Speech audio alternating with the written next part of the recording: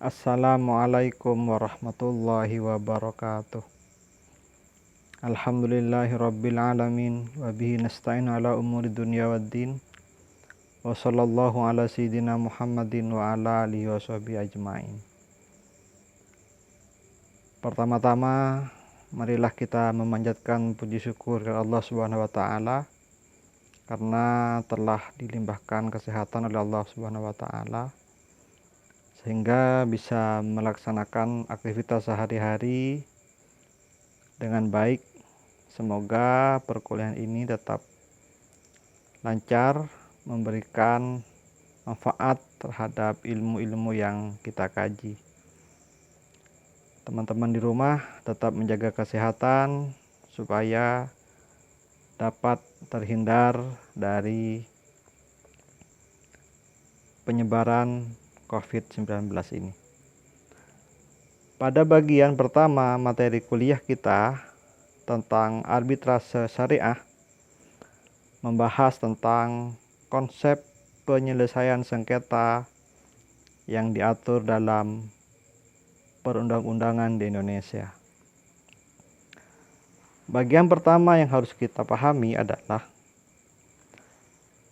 bahwa manusia itu pada dasarnya satu sama lain saling membutuhkan. Atas dasar saling kebutuhan itu, orang yang satu dengan yang lain melakukan interaksi antar sesama. Dalam hal interaksi ini tentunya yang satu dengan yang lain akan saling membutuhkan dan saling terpenuhi kebutuhannya. Atas dasar itu, kemudian kebutuhan yang satu dengan kebutuhan yang lain akan saling terpenuhi dengan hak dan kewajiban yang satu dengan yang lain. Kita dilahirkan ke muka bumi ini tentunya dengan serba keterbatasan.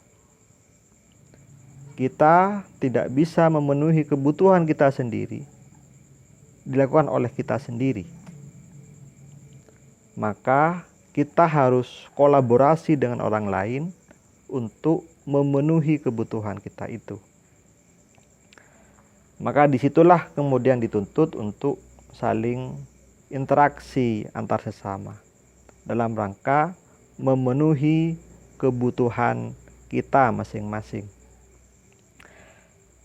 Tidak jarang saat memenuhi kebutuhan itu, kita dengan orang lain memiliki perbedaan pandangan.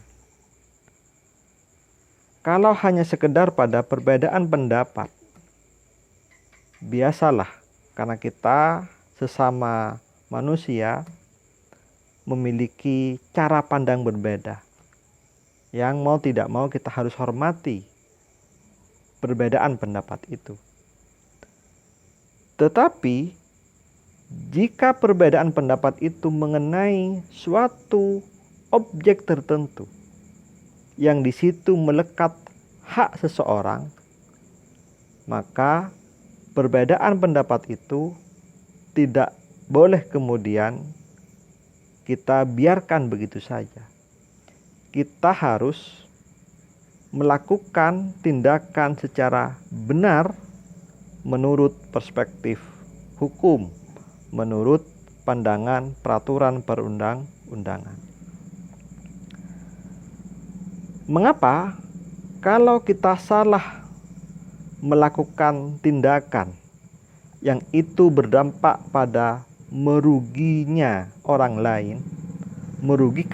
lain, maka kita pun juga akan mendapatkan tindakan yang sama oleh orang lain.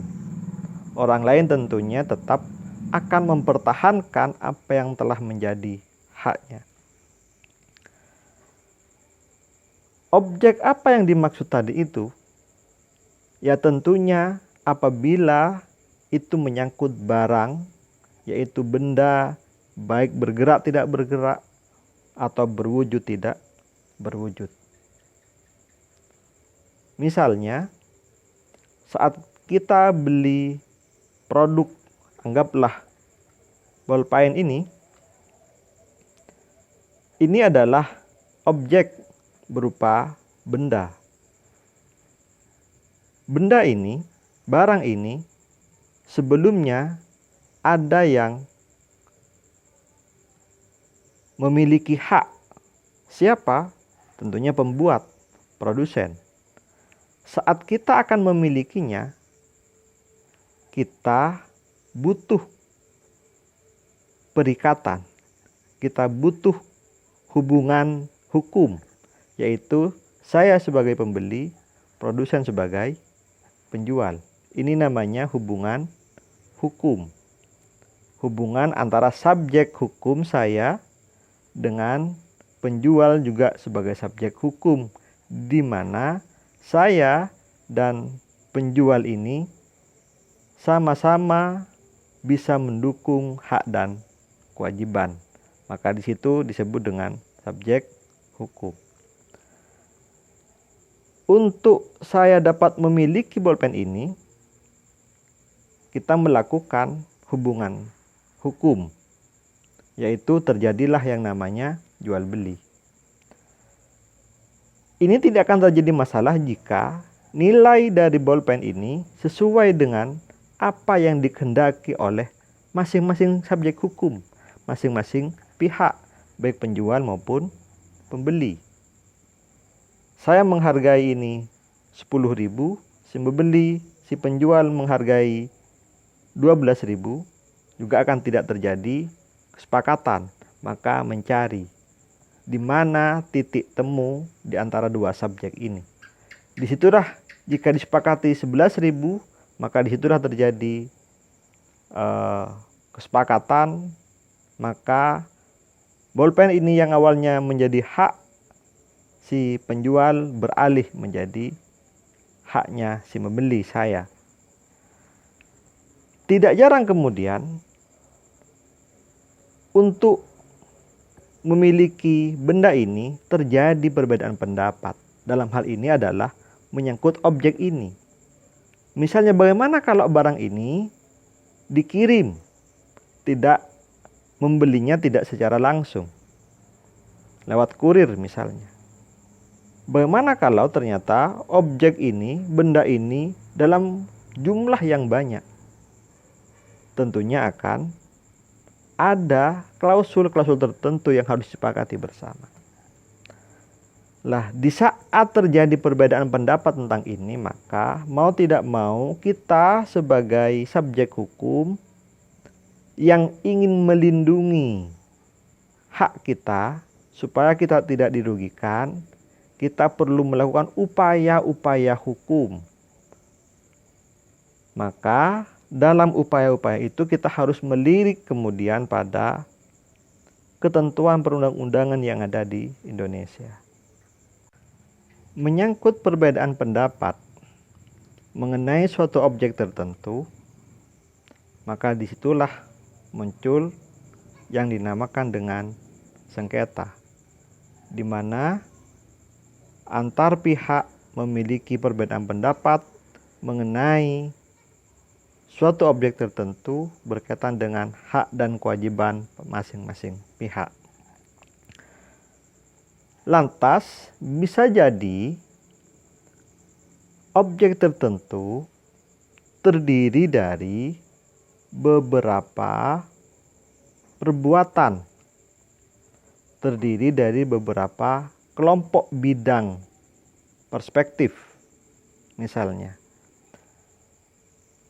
pada awalnya kita membeli barang, kembali pada bolpen tadi itu. Tetapi jika kemudian pada perjalanannya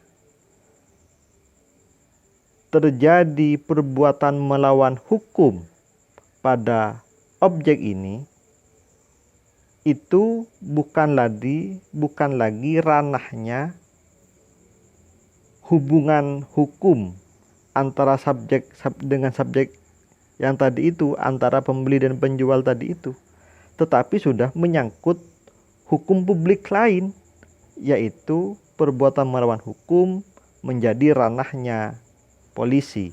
Artinya perbuatan melawan hukum karena misalnya mencuri terhadap barang ini, menghilangkan atau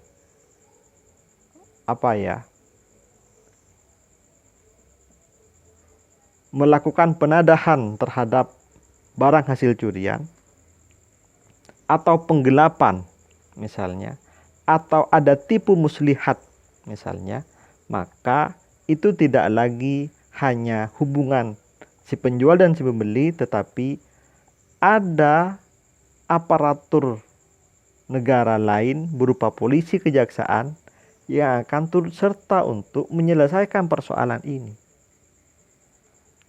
Kalau hubungan hukum antara pembeli dan penjual itu adalah hubungan perdata, tapi karena sudah ada perbuatan melawan hukum, apa perbuatan melawan hukum itu? Ada perbuatan yang dalam ketentuan perundang-undangan itu dilarang.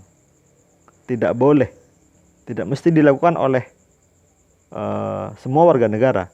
Maka disitulah kemudian dinamakan perbuatan melawan hukum.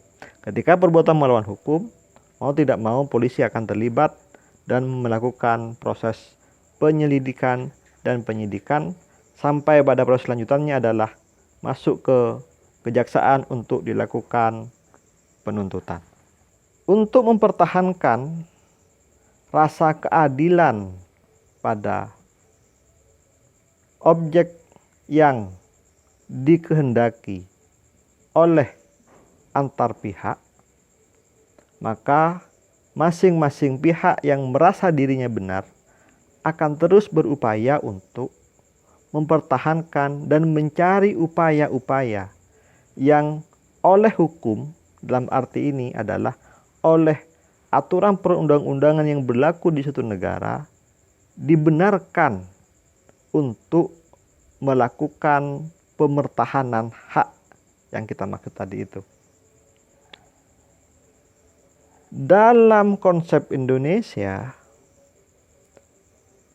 salah satu jalur yang bisa digunakan oleh para pihak yang merasa dirugikan kaitannya dalam peristiwa perbuatan dalam peristiwa hubungan hukum dengan orang lain, maka disediakan ruang berupa menyelesaikan sengketa tadi itu pada ranah peradilan. Mengapa pada ranah peradilan? Kalau kita kembali pada materi perkuliahan yang lain, misalnya pada semester pertama kita pernah belajar tentang pendidikan Pancasila dan kewarganegaraan.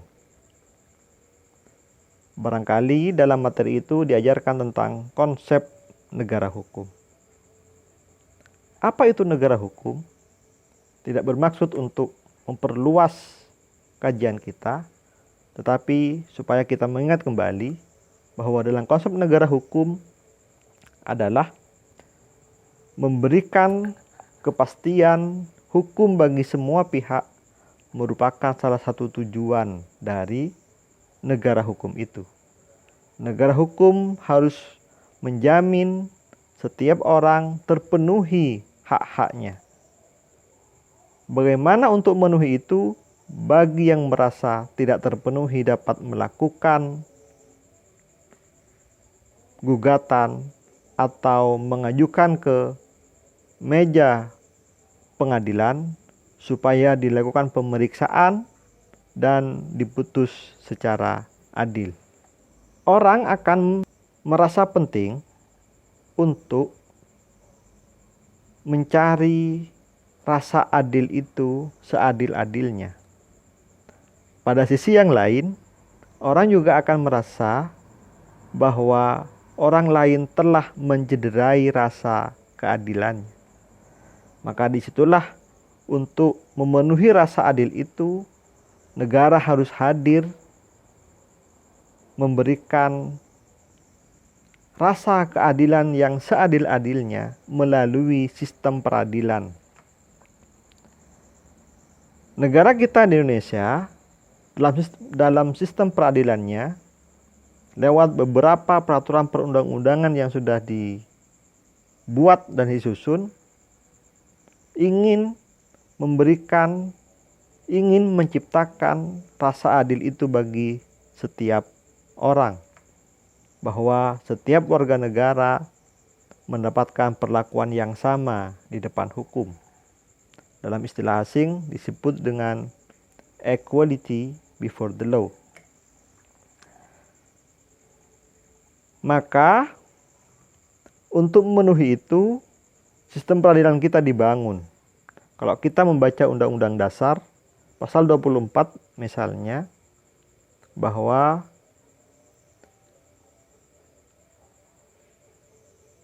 kekuasaan kehakiman di Indonesia dilakukan oleh Mahkamah Agung dan lembaga peradilan di bawahnya, meliputi peradilan agama, peradilan negeri, peradilan tata usaha negara, dan peradilan militer, dan oleh sebuah mahkamah konstitusi. Lembaga-lembaga peradilan yang tadi itu sebagai upaya untuk mewujudkan rasa adil. Namanya peradilan, tentunya adil yang harus didahulukan. Sehingga ini memberikan kepastian hukum bagi setiap orang. Jika terjadi perselisihan pendapat mengenai satu objek tadi itu, mau tidak mau orang akan berupaya untuk mencari mana yang benar, mana yang adil. Maka sistem peradilan ini dibangun dalam rangka memenuhi tuntutan masyarakat tadi itu. Karena ini adalah sistem yang dibangun oleh negara, maka sistem peradilan kita dibangun dengan konsep negara pula. Artinya negara punya tatanan yang harus diikuti oleh setiap orang yang ingin masuk dalam lingkungan peradilan ini. SDM-nya misalnya, SDM sudah diatur oleh pemerintah bahwa hakimnya PNS, hakimnya diseleksi menggunakan sistem yang dapat diyakini profesional, tata acaranya, prosedurnya dari meja ke meja, tata beracara di dalam persidangan. Saat mengajukan gugatan misalnya, dipanggil waktu persidangan, dihadapkan pada majelis hakimnya, pemilihan waktu, pemilihan biaya, itu sudah diatur dalam hukum di Indonesia itu. Supaya ada kepastian prosedur. Sehingga tidak ada kesalahan-kesalahan dalam melakukan atau menuntut rasa adil tadi itu. Bahkan kemudian dalam penyusunan keputusan kita pun sudah diatur. Pada kop bagian atas putusan hakim itu sudah berbunyi, demi keadilan berdasarkan ketuhanan yang Maha Esa. Walaupun pada aspek kata pun sudah diatur sedemikian rupa supaya tidak ada kesalahan. Baik kesalahan proses atau kesalahan orang, si hakim saat melakukan proses persidangan dan pembuatan putusan. Namanya keputusan hakim pada jenis perkara apapun, baik itu perkara pidana, misalnya tentang kejahatan, orang mencuri barang siapa, mengambil benda milik orang lain dengan sengaja melawan hukum, baik sebagian atau seluruhnya bukan haknya, dipidana sekian tahun penjara. Barang siapa menghilangkan nyawa orang lain dipidana sekian tahun penjara. Penggelapan demikian juga. Terus ya perbuatan-perbuatan tidak menyenangkan, semuanya sudah ada ketentuan-ketentuan pidananya. Pada aspek perdata misalnya, orang merasa dirugikan, haknya dirampas oleh orang lain karena warisan, ada prosedurnya, ada ketentuannya tentang warisan misalnya. Orang mau nikah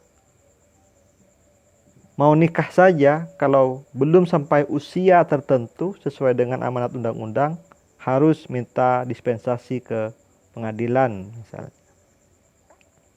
Atau sudah nikah tetapi masih butuh tambahan pendamping, sudah diatur pula dalam undang-undang perkawinan berupa poligami. Di saat orang sudah tidak lagi tahan dengan hubungan keluarga yang selama ini dibina, negara pun sudah mengatur dalam hal ini adalah perceraian. Bagaimana prosedurnya dan semacamnya sudah diatur pula. Itu dalam rangka memberikan kepastian supaya orang lagi tidak bertanya-bertanya dan seterusnya. Hanya saja karena memang ini adalah konsep peradilan, putusan yang diambil oleh majelis hakim tidak akan memuaskan semua pihak. Mengapa begitu? Karena ini bergantung pada siapa yang menuntut, siapa yang menggugat. Hakim tidak boleh lepas dari apa yang digugat. Memenuhi gugatan seseorang tentunya akan merugikan orang lain. Dalam hal perdata demikian. Hakim pun tidak boleh melebihi apa yang dituntut, apa yang digugat, atau yang disebut dengan ultra petita, melebihi apa yang diminta. Pak Hakim misalnya dalam kasus warisan, orang tua punya 4 bidang tanah, anaknya 5, kalau dibagi satu-satu misalnya tidak cukup, tapi orang tua masih punya mobil, maka 4 anaknya diberi tanah, 1 anak diberi mobil. Barangkali tidak adil bagi yang kedapatan mobil. Namanya putusan hakim tidak dapat memuaskan semua pihak, walaupun sudah berdasarkan yang seadil-adilnya, tetapi hakim pun juga punya pertimbangan-pertimbangan tertentu. Maka dalam konsep negara hukum di Indonesia, dalam sistem peradilan di Indonesia, orang yang masih belum menerima terhadap apa yang diputuskan oleh pengadilan dapat melakukan upaya hukum. Yang penting tidak sampai 14 hari sejak diputuskan, orang bisa melakukan upaya hukum. Upaya hukum apa? Upaya hukum banding ke pengadilan tinggi. Pengadilan tinggi pun akan melakukan pemeriksaan yang disebut dengan yurisfaksi. Memeriksa lagi berkas-berkas yang sudah disidangkan pada tingkat pertama. Tentu juga akan memberikan putusan pada akhirnya. Apakah putusan itu juga memenuhi harapan semua pihak? Belum tentu. Memungkinkan sekali diputar balik oleh si Pak Hakim, yang awalnya dikabulkan malah dibatalkan, dimenangkan satunya. Apakah akan menerima orang yang sudah merasa, loh, saya tadi sudah menang kok, kenapa saya dikalahkan? Dalam sistem peradilan di Indonesia ini mungkin sekali terjadi begitu. Ya silakan, kalau nggak terima dengan putusan banding tadi itu, silakan mengajukan kasasi. Itulah proses yang harus dilalui oleh para pencari keadilan. Jika itu pada semua jenis peradilan di Indonesia, perkara di Indonesia, baik itu peradilan agama, pengadilan agama, perkara-perkara keagamaan, perdata keagamaan. Perdata keagamaan itu ya perkawinan, ekonomi syariah, terus infak, sedekah, wakaf, waris tadi itu. Kalau di pengadilan negeri itu ya tentang kejahatan, perdata umum, tata usaha negara itu ya mengenai perkara-perkara administratif berupa keputusan yang dibuat oleh pejabat negara. Jika itu merasa dirugikan atas keputusan itu, dapat melakukan gugatan di pengadilan tata usaha negara, termasuk di pengadilan militer. Semua ada upaya-upaya hukumnya, ada jenjang-jenjangnya. Sehubungan dengan tidak terpenuhinya harapan semua orang dalam sistem peradilan, dimanapun itu, di semua negara, karena pertimbangannya, suatu misal waktu. Kita ketahui waktu persidangan sampai putusnya, sampai pada status ingkrah bahwa putusan itu dapat dieksekusi, memang memakan waktu lama, apalagi para pihak yang merasa masih belum adil terus melakukan upaya hukum secara waktu. Yang kedua, pada aspek biaya.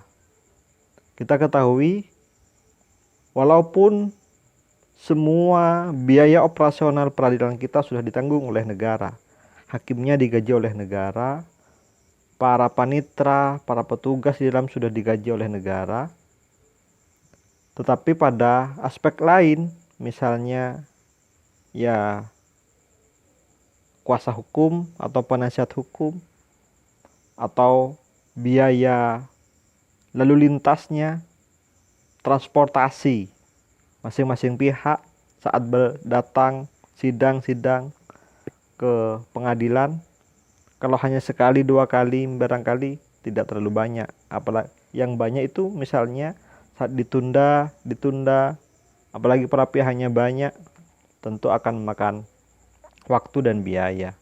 Di samping pada sifat putusan yang barangkali memang tidak memenuhi semua orang. Atas dasar itu,